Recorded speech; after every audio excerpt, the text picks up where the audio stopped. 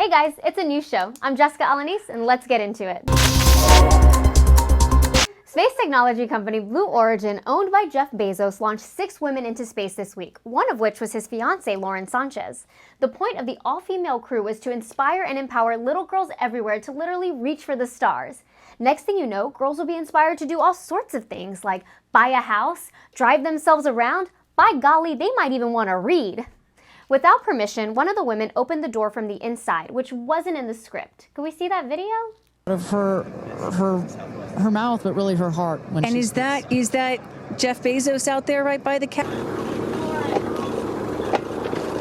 Oh. She didn't really close it again.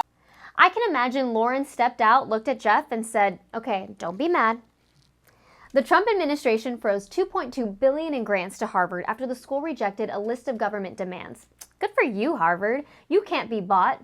Unless the check comes from a big donor whose son is a sick lacrosse player who definitely got waitlisted until daddy called. The U.S. and El Salvador say they won't return a Maryland man who was mistakenly deported. Come on, you guys. He's not a hoodie your ex left at your place. He's a legal resident with rights. He's never been convicted of a crime, so what's the problem?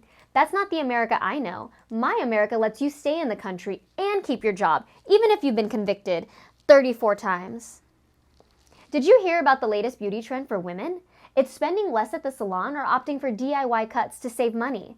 To avoid side eyes at the country club, white women are calling it recession hair. Recession hair? White women are all about the rebrand. Babe, just say you don't have money. Stop trying to cutesy up your zero balance. Your roots are showing, deal with it. White women are cosplaying what poor people do every day. If cutting and dyeing your own hair is recession hair, then what am I supposed to do when I go through a breakup? Go to therapy? So be on the lookout for a new hairstyle, bangs you gave yourself at midnight with kitchen scissors. Vice President J.D. Vance dropped the college football playoff trophy during a White House event, which honestly isn't shocking. If you've never held a trophy before, how are you supposed to know how to do it? A ruling from the UK Supreme Court says that transgender women aren't included in the legal definition of woman, which is ironic coming from a country where half the men look like your grandma. White House Deputy Chief of Staff Stephen Miller, seen here looking like dollar store pitbull, defended the mistaken deportation of a U.S. resident to El Salvador by calling him a terrorist and saying no version of this legally ends with him ever living here.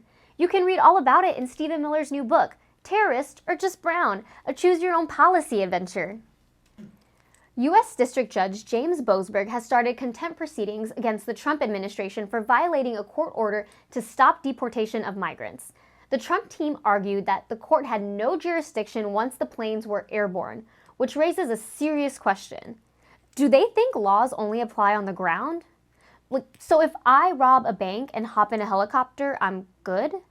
Cool, just checking. If that's the standard, we owe the people on Epstein's jet a massive apology. So just to be clear, deportation flights are legally untouchable, but my shampoos are a threat to national security? Got it.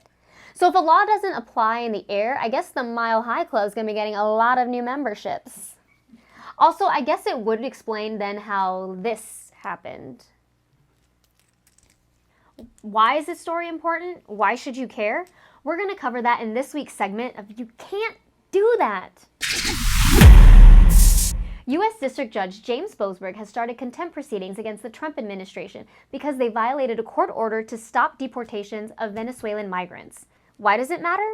Because we are only as protected as the people with the least protection. When the government can break up a court order, deport someone by mistake, and then say, well, the plane was already in the air. That's not immigration policy. That's the legal equivalent of shotgun, no take-backsies. And sure, it's just one man on one plane, but if that's how they treat someone with papers, imagine how they treat someone without them. This wasn't a glitch in the system. This is the system doing exactly what it was built to do. If a legal resident can be yanked out of the country while a federal judge is literally telling them to stop, then your rights aren't rights. They're a suggestion taped to a locked door. At this point, the Constitution isn't a living document. It's a passive-aggressive group chat no one checks until it's too late. And the Trump team's defense?